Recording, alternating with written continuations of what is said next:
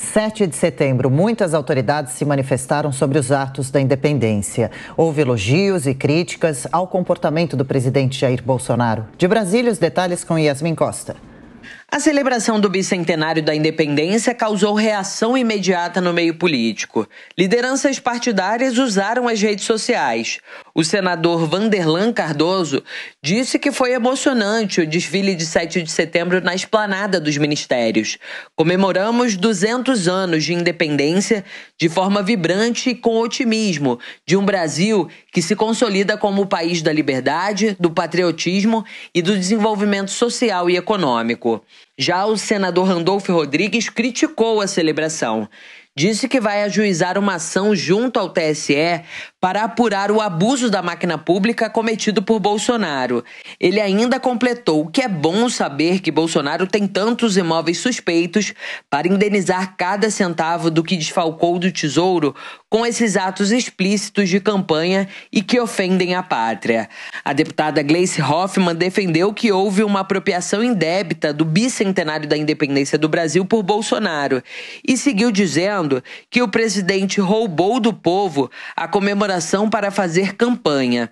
Já a deputada Bia Kicis defendeu que o 7 de setembro na esplanada foi maior que diretas já, impeachment do Collor, caras pintadas, impeachment da Dilma, Bolsonaro 2018. Na avaliação da parlamentar, essa foi a maior manifestação democrática do Brasil.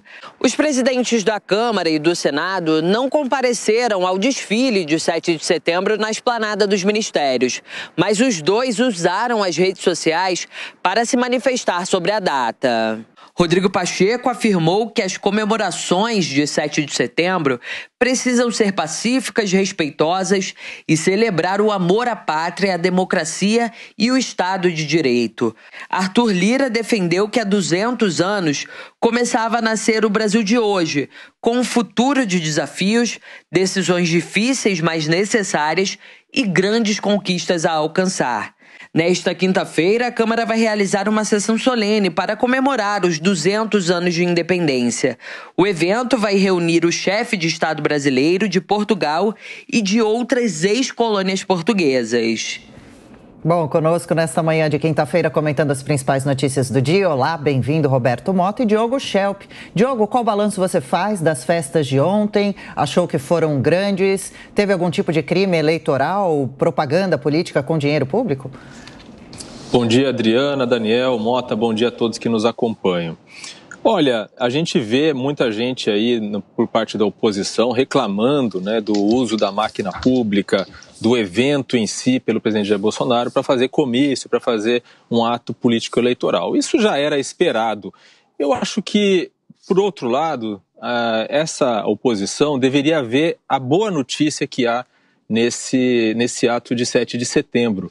Havia, né, as preocupações, as acusações de que o presidente usaria esses atos com um intuito golpista ou que ele tinha pretensões nesse sentido.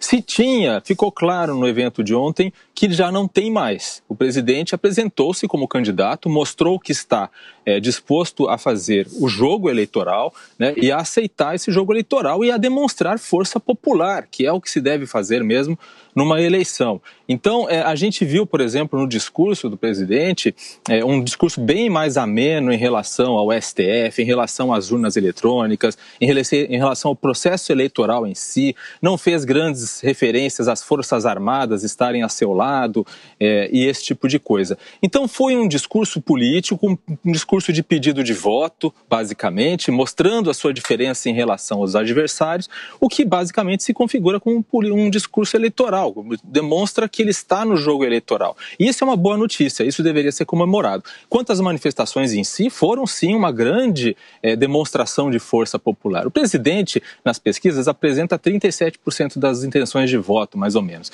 Mas, independente disso, quer dizer, muita coisa. O Brasil tem 156 milhões de eleitores. Então, além de tudo, ele tem uma grande capacidade de mobilização. Isso é inegável. Não dá para dizer que as manifestações foram pequenas. Ao contrário, foram manifestações gigantescas. Pois é, Roberto Mota, surpreendeu a adesão do público, especialmente nas manifestações do Rio de Janeiro, São Paulo e Brasília. E aí eu também emendo. Aumentaram as suas dúvidas em relação aos números das pesquisas? Daniel, primeiro bom dia Daniel, bom dia Adriana, bom dia Diogo, bom dia nossa audiência que nos acompanhou ontem, né? Quebramos vários recordes ontem, parabéns à Jovem Pan, parabéns a toda essa equipe da qual eu tenho grande orgulho de fazer parte. É muito curioso essas observações que a gente viu, né? Ontem eu participei do ato cívico aqui em Copacabana, foi sem dúvida, Daniel, o maior ato que eu já vi na minha vida. Eu venho participando eu posso dizer que de todos, desde 2014, eu já vi essa praia de Copacabana cheia na comemoração de Réveillon. Eu nunca vi tanta gente como tinha ontem. Eu achei interessante essa declaração do Pacheco, né, de que as comemorações precisam ser pacíficas e respeitosas. Foi exatamente isso que elas foram. Não se teve notícia de crimes. Olha, uma praia de Copacabana com mais de 1 milhão de pessoas sem notícias de crimes. Nós vimos em Brasília a repórter Yasmin Costa mostrando como a região ficou limpa depois também de mais de 1 milhão de pessoas lá. Agora, eu concordo exatamente com o que o Diogo disse.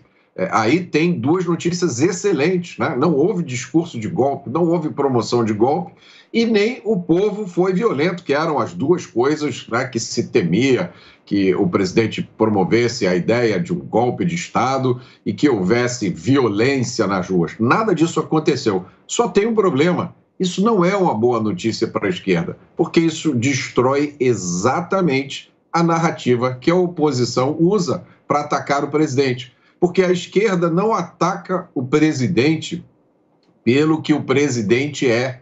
A esquerda ataca o presidente pelo que a esquerda imagina que o presidente é, por aquelas coisas das quais a esquerda acusa o presidente e que foram ontem mostradas como mentira por milhões de pessoas em todo o Brasil. Os apoiadores do presidente são pacíficos, patriotas, apoiadores do Estado de Direito e promotores da liberdade.